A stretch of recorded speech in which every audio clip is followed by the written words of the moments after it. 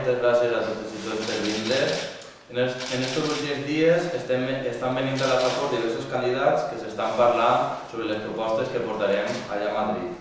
Un exemple va ser Enric Bataller, número 3 per València, que es va explicar la necessitat de canviar el nostre model industrial per un més sostenible, més ecològic.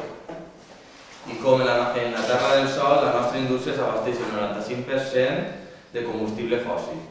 O com Joan Baldoví reclama un finançament just, basant-se que som l'11% de la població de l'estat espanyol i en els últims pressupostos sempre estem en un 5, 6, 7, este any en un 8 de les inversions de l'estat.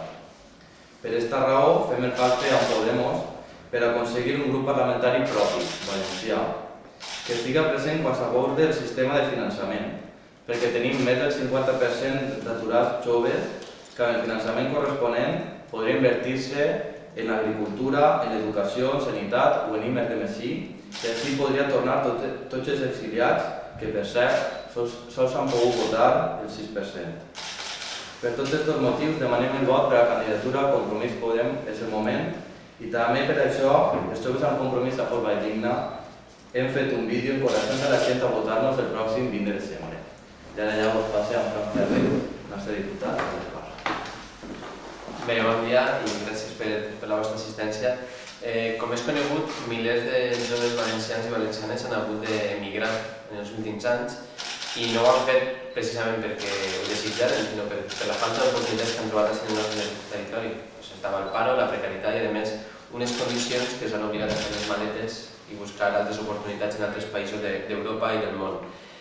Estos joves han marxat de casa per les polítiques dels diferents governs de Madrid, tant del Partit Popular com del Partit Socialista, fins a 2011 i posteriors. I, a més, en el 2011, aquests dos partits van aprovar una reforma electoral que canviava el vot, com havia sigut fins ara, el vot a l'estranger, per un vot rogado, que se diu.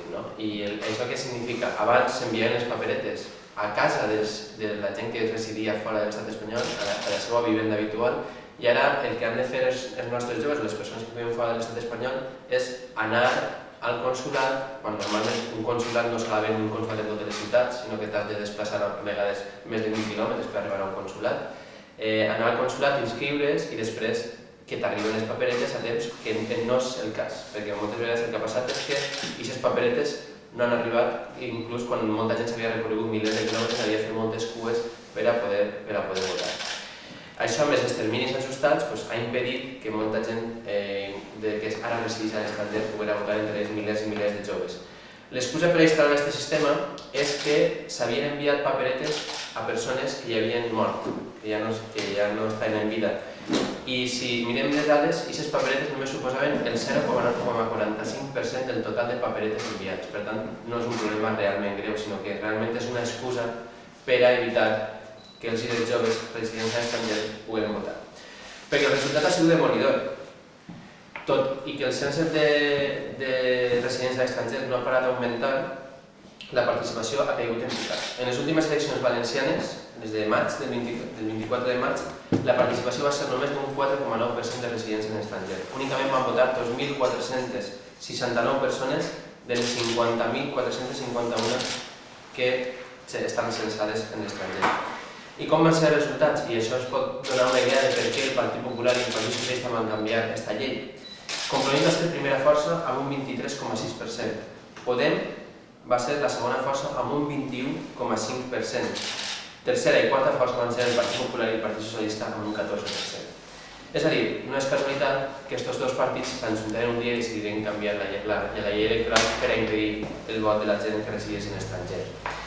Des de Compromís no podem permetre això i no anem a prometre, com fan altres partits, que els nostres joves tornaran. El que sí que podem prometre des de Compromís Podem és el moment, és que canviarem les condicions de vida a la nostra terra, al nostre estat, per a afavorir que aquests joves, si volen, puguen tornar i tenir una vida digna al nostre territori. Moltes gràcies.